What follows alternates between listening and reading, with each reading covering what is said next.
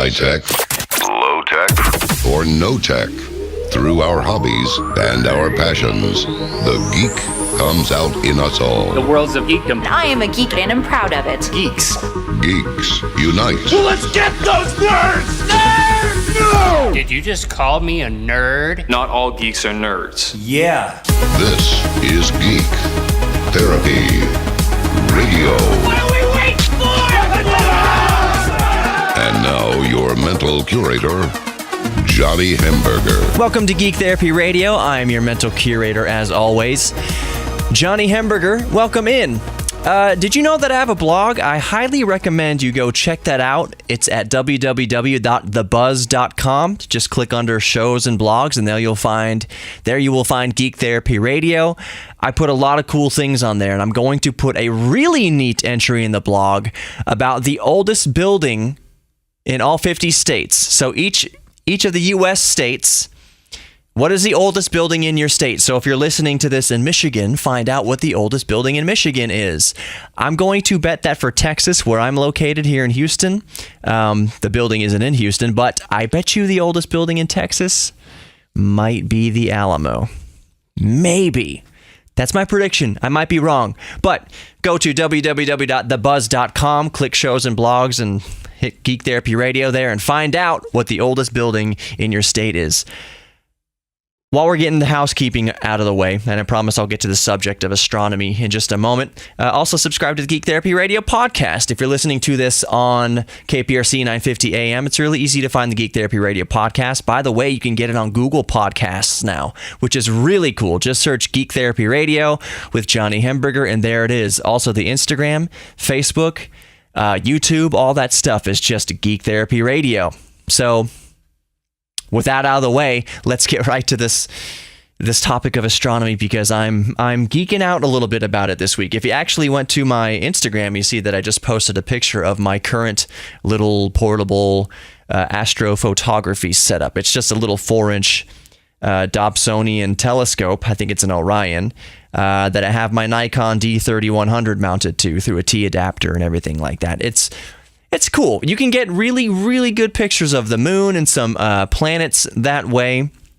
Yet with this a 4-inch Dobsonian, you have to manage your expectations as far as what you can do with astrophotography, because obviously it's not tracking. I'm not really going to get super high-res, beautiful images of the Orion Nebula, for instance. But for taking quick pictures of like the craters on the moon, like getting right up in there and almost seeing like individual boulders, 4-inch telescope and a DSLR, that'll do pretty well for planetary astrophotography. So I'm just saying, right now I'm in this stargazing mood. We have lots of things visible right now as of recording of the show here in mid-July 2018. Obviously the moon is coming out. Mars is at opposition, so it's at its closest approach to the Earth right now.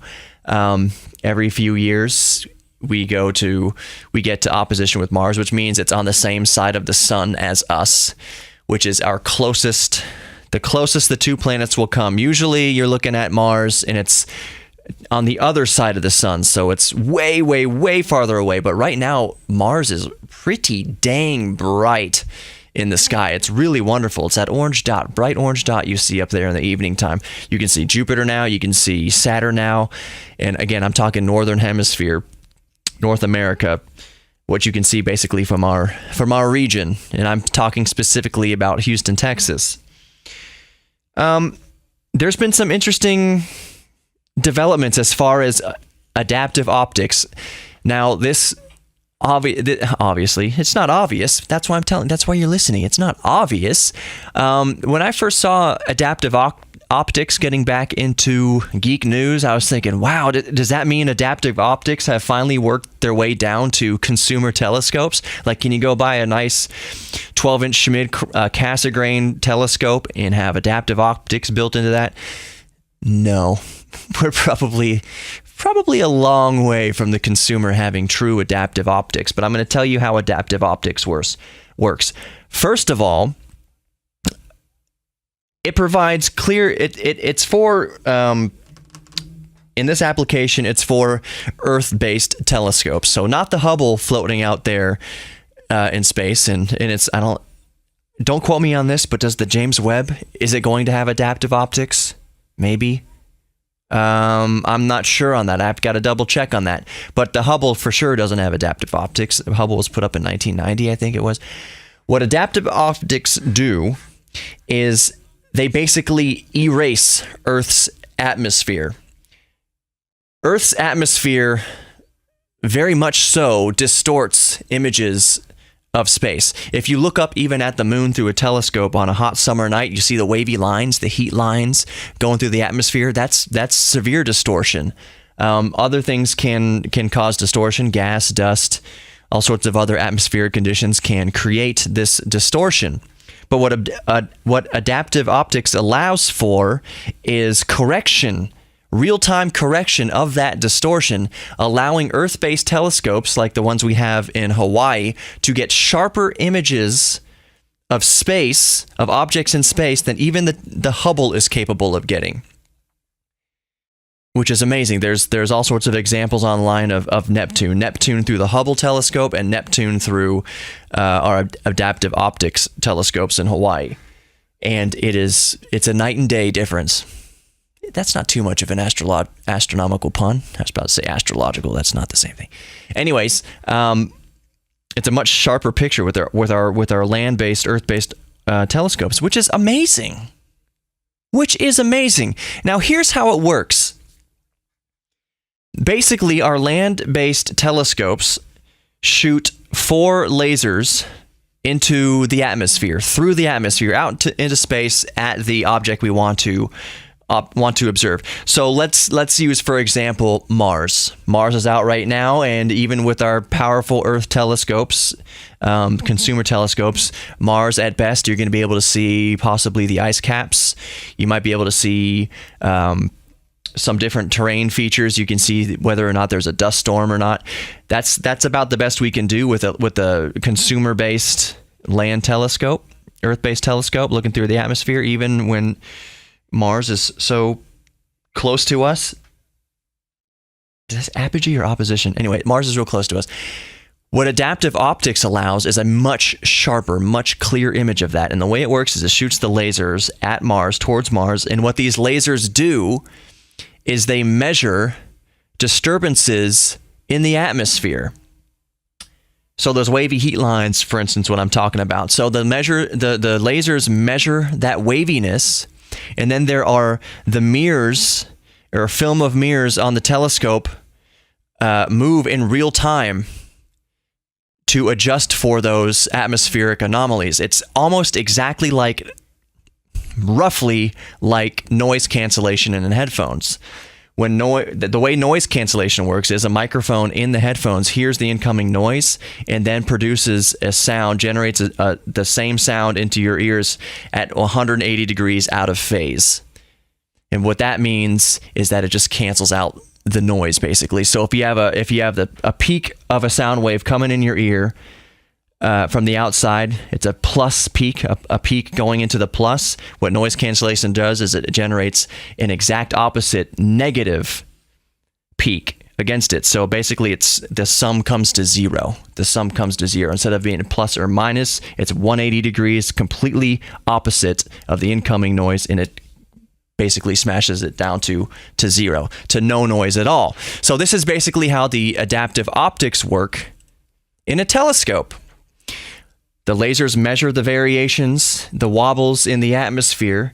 In the little mirrors, corresponding mirrors, thousands of them, wobble exactly the opposite to counter effect those wobbles in the atmosphere. And the result is a super sharp, ultra sharp, brilliant image of Mars in this case, or anything you're pointing these telescopes at, a clear image that you can get from the Hubble. Now, I haven't looked into how well this works for... I can already make a general assumption here. Look into it for yourselves. Geek Therapy Radio, this community is all about me sending you down this rabbit trail of geekdom.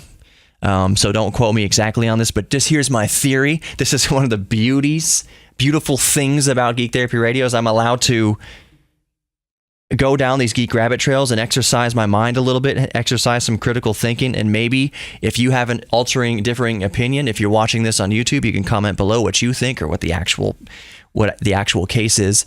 But I invite you to do that. So let me postulate for a little bit on the benefits of the Hubble without adaptive optics to Earth base, even with adaptive optics.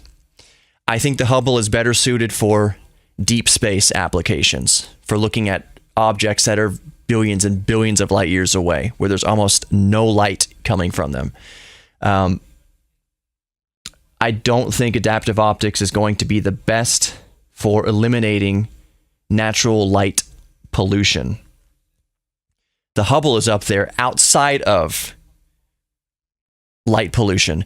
What I mean by light pollution is when you live near a city, for instance, here in Houston, Texas, you can't see even half the stars that are up there because the sky is glowing with all the street lights, with all the city lights, with all the everything else going on in the city. That's light pollution.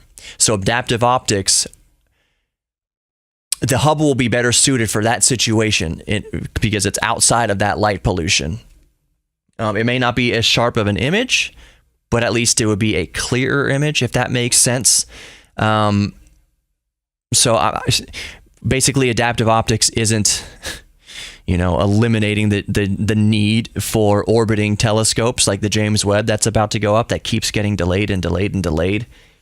I want to say I hope that James Webb goes up with adaptive optics, because that would be the best of both worlds. That would have a telescope up there outside of the constraints of light pollution, but with adaptive optics. The James Webb is going to be awesome.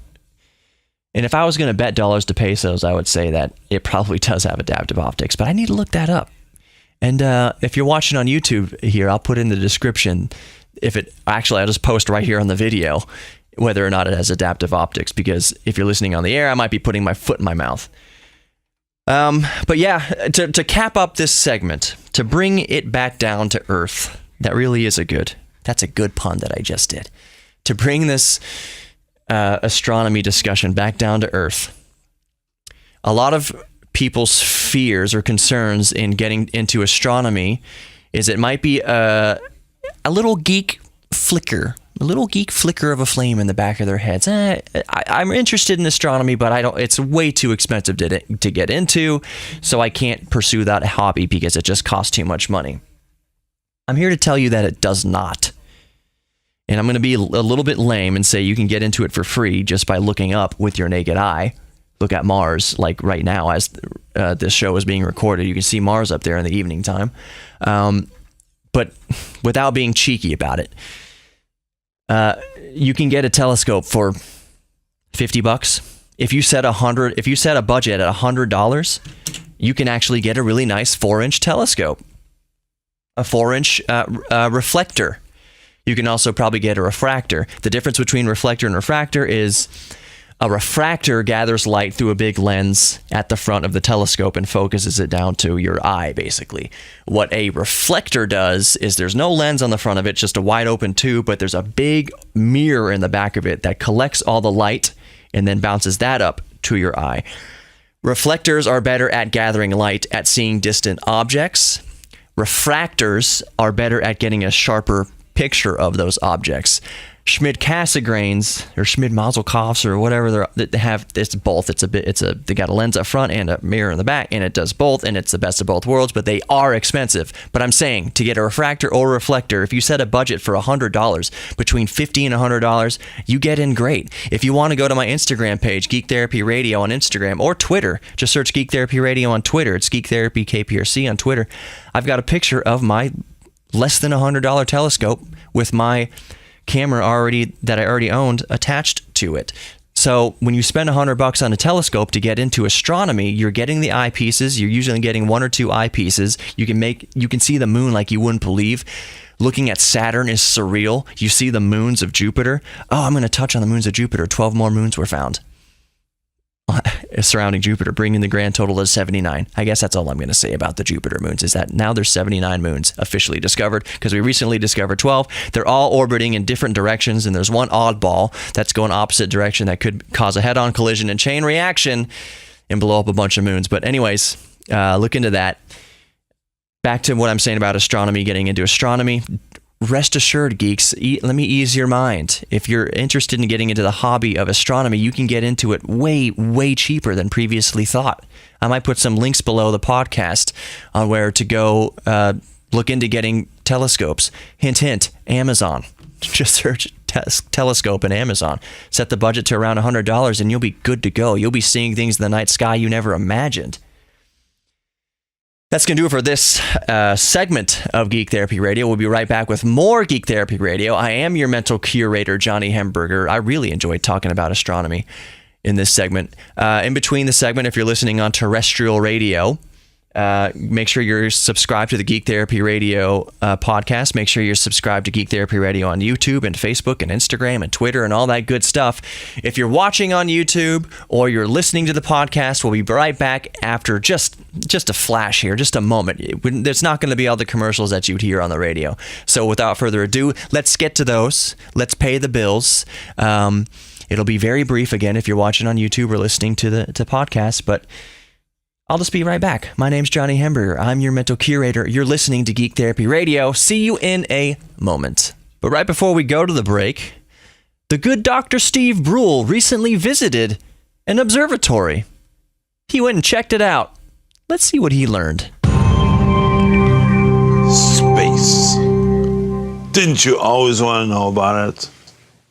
What could space be? What could it be made of? What the heck is all those lights out there? Is it just a black curtain with holes in it? I don't know. I'm trying to find out. That's why I went to observatory to figure it out. I met there a guy who has the world's largest microscope for looking at space. He's a great astrologer, name of Dang. So this man named of Dang showed me around this big old dirty church where they have a microscope to look up close at stars. Look at me, there I am walking right there. So give it to me straight, Dangle. How big is the universe? We don't really know. The universe may be infinite in size. Tell me, how did this place start? Well, there was a guy named George Hale who hiked up this mountain in 1903, and so he started it. So what are you all sitting up here on top of the rock wasting your time for? Everyone knows space is just a bunch of rocks and gas, right? Well... Gotcha. Right. What about in the old days, before they had a big dirty church full of junk to look at the stars? What did Galileo look through? What kind of microscope did he have? Yeah, we have one of those here. It's an old refracting type telescope, and you can... Check it out. All right.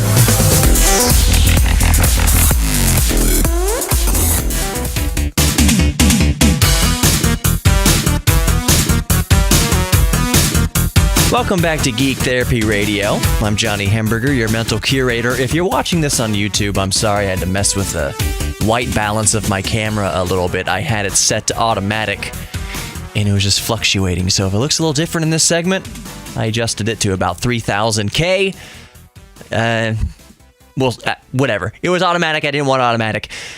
Let's get to the brass tacks of this segment. I wanted to talk a bit about Elon Musk, his temper, his recent debacles in Thailand, and something that happened a little after Thailand, but we'll get into that. First, since it's on the subject, remember the Tesla Model 3? It didn't really go anywhere. Tesla's going through some stuff. Tesla's had a difficult time ramping up production of the Model 3. But remember at the very beginning, it was promised as a more affordable, more accessible electric car. It was supposed to start at $35,000, I believe, before all the tax incentives. There is no such thing to date, as of recording this episode of Geek Therapy Radio in, where am I recording this, July 2018. There's no such thing as a $35,000 Tesla Model 3. There's barely such thing as a Tesla Model 3. I say that with a caveat compared to like the Model S and Model X. I've seen several Tesla Model 3s. Can I say that? Tesla Model 3s running around Houston. I see probably a dozen Model S's every day, probably a couple Model X's. There's 2 or 3 S's and X's just right here at the radio station in the parking garage. It's a 3-level parking garage. There's several Teslas in this garage at any given moment. But that's to be expected. This is a city of 6 million people, and the radio station is located in more or less the financial district of Houston. We're here in the Galleria area. There's a lot of money around here. I wish the money would make its way to me, but that's a story for a different day. So the Model 3, there's no 35,000 version of it. Tesla says, actually, where I was going with this is that Tesla has removed the $35,000 option from their website. You can no longer look or spec out the $35,000 Tesla Model 3 on the Tesla website. Now, Elon Musk insists that they are not discontinuing the promise of a $35,000 Tesla. It's just they have to wait on it. They need to keep selling. I think you can get into a Tesla Model 3 for around $50,000, $50K and up right now. And Musk says they need to do that to stay afloat. For Tesla to stay afloat, they can't afford to offer $35,000 Tesla Model 3s. So yeah, they've taken the $35,000 Model 3 option off of the website, but they insist that doesn't mean they're eliminating that option. It's just not on the website right now, and it will come later on, which begs so many questions. You know, what's the? I guess it's still technically less than a Model S, but still, that's $50,000 is hardly accessible for the average middle-class family, I would argue, especially an electric car, which at best is a secondary vehicle. Let's get real with it. Until the supercharging infrastructure gets better, electric cars will be secondary vehicles. If you're listening to this podcast or watching it on YouTube and there's a comment section below, let me know your opinion on that. Are electric cars good enough yet in 2018 to be primary vehicles? Or do you still need to at least keep a gasoline-powered vehicle around? Because obviously there's the infrastructure for gasoline stations or petrol stations, if you're listening across the pond. The infrastructure's there for that. There's no limit how far you can go in one day. Versus right now with electric cars, even the best of them you can charge to 80% battery capacity in 30 minutes with super high amperage output superchargers, but the infrastructure's not there yet. I'd argue that 30 minutes to charge 80% isn't that bad. It isn't bad, actually. It's not bad at all. But you would need this infrastructure. You would need these superchargers within 100 or 200 miles of each other. You could never be more than 100 or 200 miles away from one of these supercharging ports. But as of now, that's not there. It's getting there rapidly, which is a good thing. One day, electric cars will just be your primary source of transportation, and you won't need the range reliability of a gasoline vehicle. Now, you can get an electric car and be driving that electric car 90% of the time, and then driving your gas one 10% of the time, which is good, of course. Your daily commute doesn't require you driving 300 miles back and forth every day. It requires, what is it on average, like 20 miles, 15 miles, something like that. In that case, yes, you can spend most of your time driving an electric car and have your gasoline car reserved for road trips. But I'm just saying, right now, you can't. It's not feasible exactly to have only an electric car. But let's get on to the what I really started this segment for. Elon Musk is in a little bit of hot water for calling one of those cave divers who rescued the kids a quote-unquote pedo. It was a British cave diver, and basically he he got Musk's ire by basically saying that Elon Musk's little submarine stunt was nothing more than a publicity stunt. He didn't actually intend to help the children. He did it as a big publicity thing to bring attention to himself and his companies, that he didn't make that submarine to actually help the situation. I personally think it was both. Me and Austin Evans discussed this briefly in last week's episode, but I think it was a little column A and column B. Yes, he did get a lot of publicity for his efforts in the Thai cave rescue efforts, but I don't think he did it 100% just for publicity. I think he actually was trying to help. He was talking to Thai officials, rescue officials, about what the dimensions, what the submarine needed, what it needed to be. So he was actually working with them in developing this submarine, and he actually got it across the world just in case they needed it. But one of the cave divers said that basically he could take his mini submarine and shove it where it hurts, quote unquote. Shove it where the sun don't shine.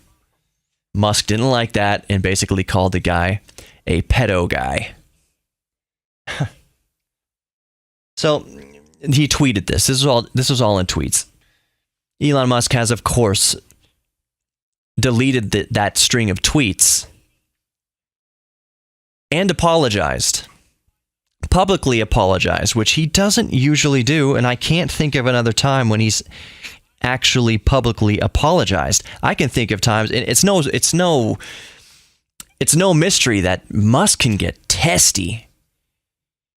I'm not going to compare Elon Musk to Donald Trump politically, of course, absolutely not. But there are certain characteristics about both of them that they share that it seems, it's just my opinion here, it seems that they have a difficult time accepting criticism, processing criticism, and I would argue that maybe it's not really criticism if the person is actually insulting you personally with baseless claims. But the way Musk responds to these insults or these quote-unquote attacks, and the way Trump responds to these insults or criticisms and attacks, it's similar. And I think it has more to do with the supremely competitive nature of people like that. This is where we're getting into a little bit of geek therapy, actually. I like a lot of what Musk is doing, but there's something to be said, and I got to remember this in my own life too. We all have to remember this, that you can't speak or do things out of the initial surge of anger, the initial endorphin rush, or whatever goes through your body that makes you do irrational things. We have to make sure our inhibitor chip is working, that it's implanted and it's working. Not to react, not to go on Twitter after somebody insults you or criticizes you. Go on social media, period. And here's why I'm saying that. If I were to go on social media and say something really stupid and say, that guy, he insulted me, I'm going to call him a pedophile, make a baseless claim, baseless insult against somebody. For somebody like me who's building a radio show, building a brand, building a media, trying to stake out my place in this media landscape, I have to be very thoughtful with how do I respond to criticism. Believe me, on my YouTube video, there's always going to be a little element of people hating on you. People in the comments section throwing shade, so to speak, as the kids say, as they chomp on the Tide Pods. These people are throwing shade in the YouTube comments, and I have to think, as somebody building my brand and my image, how do I respond to that? Usually it's just not to respond. So that's my example. I'm not a billionaire. I'm not an Elon Musk or a Donald Trump. What we need to think about, and what specifically, I'm not giving Elon Musk advice. I'm just giving, just take what I'm saying as just kind of throw it back there in your mental locker a little bit. When Elon Musk says these things, when Elon Musk reacts out of anger, people lose money. What he said when he called that guy basically a pedophile, the Tesla stock went down. The stock numbers went down, and it shook and spooked investors. People like Elon Musk have way more on the table, way more risk. when they react out of anger. So that's what I'm saying to you, my geeks and geekettes, and anyone else who's listening right now to Geek Therapy Radio. Welcome in, by the way, if you're just tuning in on KPRC 950 AM. What I'm trying to convey to you in this segment here of Geek Therapy Radio is that when you want to react out of anger, when that initial surge, we all need to, including me, need to do our best to wait a beat, just to take a second, calm down, and let the anger pass. Let react with a clearer head, a clearer mind, and not do these reactions and say these things that you can't take back out of anger. It's kind of a call to action to all of us. Let's work on how we react, and just basically, if you take anything away from this, don't react out of anger, period. Because you can do real lasting damage. That's one of the ramifications of social media now. We're all connected, and that's stuff, even though Musk took it down, that it lasts forever. You can delete your tweets, but someone screenshotted them, someone saved them. It's all over. It's still on Twitter servers. You can't say stuff like that and just delete it like nothing happens. What a world we live in. So that's all I'm saying. Just next time you get angry when someone insults you or criticizes you, just take a beat, take a breath. Think about how you're going to react to that. And in most cases, the best reaction is no reaction. I think Chris Hardwick is handling his accusations well by being so quiet about it. He said his thing and he just let it sit, and he's dealing with it privately. That's good. Elon Musk could learn from. You need to understand where I'm coming from here. Elon Musk can learn a little bit from Chris Hardwick. The jury's still out. Honestly, I got to be careful what I say about the allegations against Chris Hardwick, but the way he's handling it is better than just going on a social media rant against Chloe Dykstra and saying all sorts of miscellaneous, baseless things against her. He said, I'm really hurt by these accusations. I need to think about it. That's basically what his reaction has been. So yeah, let's all take a beat, think about how we're going to respond to things, and make sure we're not responding out of anger, because you can't take that stuff back now in the digital age. Let that be a lesson to all of us. More Geek Therapy Radio coming up. I'm super bad at outros, so I'm just going to get out of this real quick. Subscribe to all the Geek Therapy Radio stuff, Facebook, Instagram, here on YouTube. Subscribe. We'll be right back with more Geek Therapy Radio. I'm Johnny Hamburger, your mental curator. Stick around in just a moment, because we will be right back.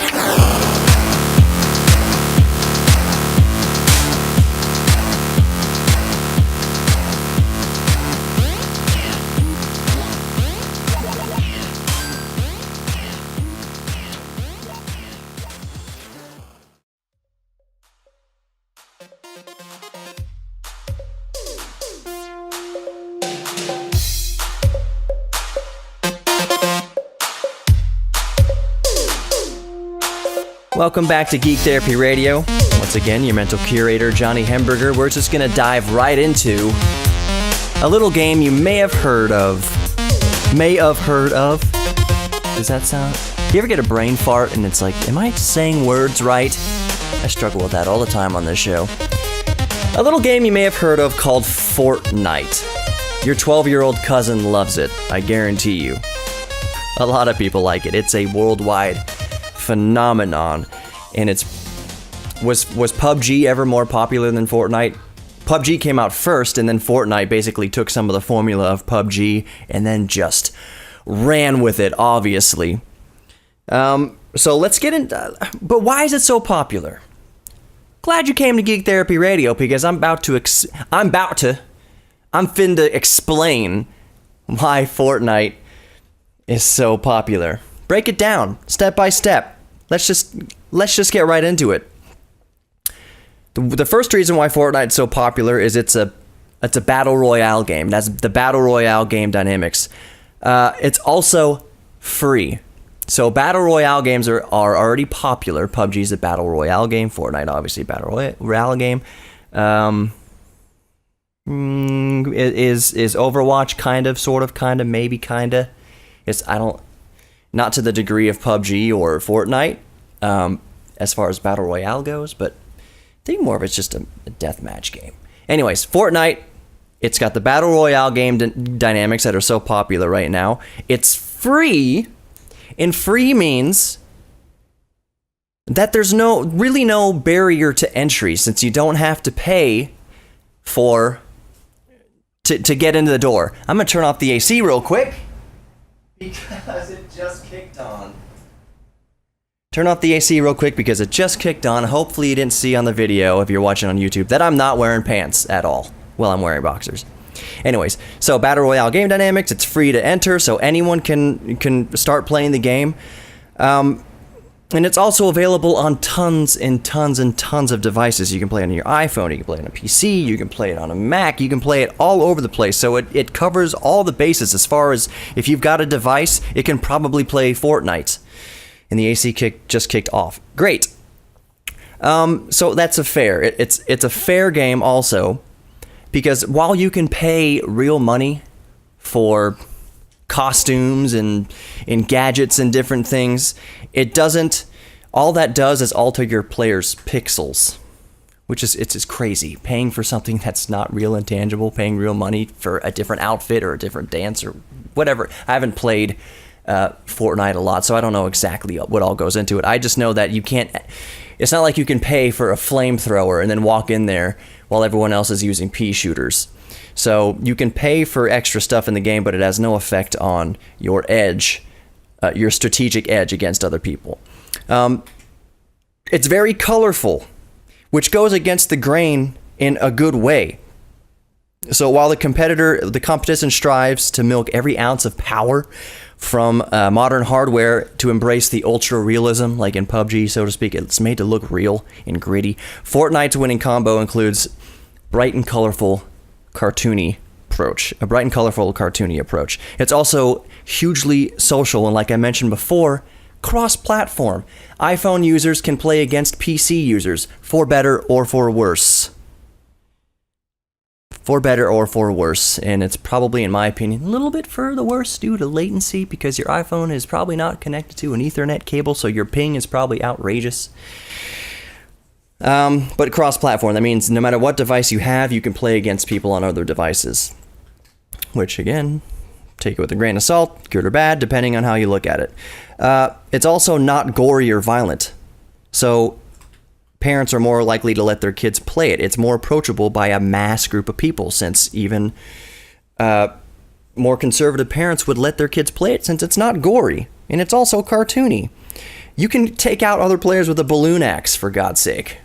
You don't have to blow their heads off with bazookas like you do in other games. You smack them with a balloon axe, and you can win the game. You can win the match, hitting them with balloons, basically. You don't even have to shoot anyone at all. You can build a shelter and camp out until the field whittles down players, until it's left you and one other person, and then you just jump out of your shelter or whatever. You take them out. Play a stealthy game. You can camp in it, which, again, good or bad, it's up to you. Campers, freaking campers. What else? It's also a very dynamic and changing game environment. It's kind of like Rocket League. Rocket League always updates with more maps and more arenas and stuff like that, and it's kind of similar to that in that regard. It's a very, very dynamic, changing game. And I was playing PUBG the other day, and my friend who I play with, Nathan, who's been on the show, just up and quit one day. Said, I hate PUBG now. So I was like, okay, I just started playing PUBG. I guess we're not playing PUBG anymore. So that's the reasons why Fortnite is popular. Do you agree or disagree? If you're watching on YouTube, comment below what you think about Fortnite. Other than that, we'll be back with one final segment of Geek Therapy Radio. I don't exactly know what it's going to be about. It's probably going to cover a bunch of different things, but just stay tuned. We'll be right back. I'm Johnny Hamburger.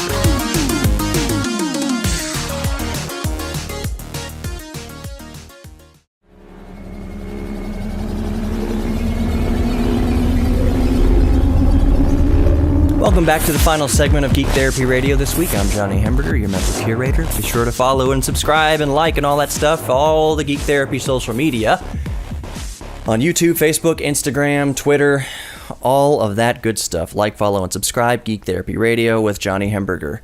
The podcast is also available on Google Podcasts now. Google Podcasts is kind of a new platform. I'm very excited about it. You can also ask Alexa to play Google Geek Therapy Radio, and hoping I didn't just trigger my Alexa. So let's hit some topics, a few topics rapid fire here on the way out of Geek Therapy Radio this week. Therapists, like actual therapists, are using virtual reality to help cure people's fears. For example, a fear of heights. Have you ever been playing VR and like Mirror's Edge VR or something like that, and you look over a ledge and holy crap, it gives you that vertigo and that fear? Therapists and doctors are actually looking into and adapting VR, using VR to help cure people help people cope with their fears of heights and fears of maybe social anxiety and all that kind of stuff. So VR is serving a great purpose.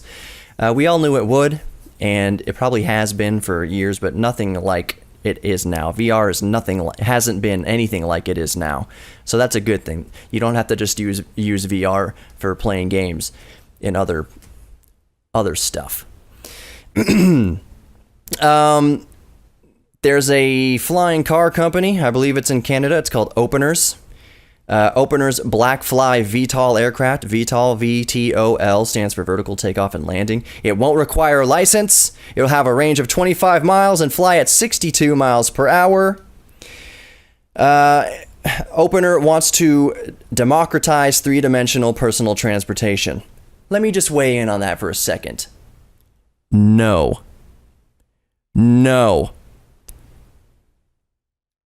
A lot of people can't figure out friggin' turn signals now. It's a little lever and even turns off automatically. People just drift across lanes. They're too lazy or too stupid, sorry to get so testy, to use a turn signal.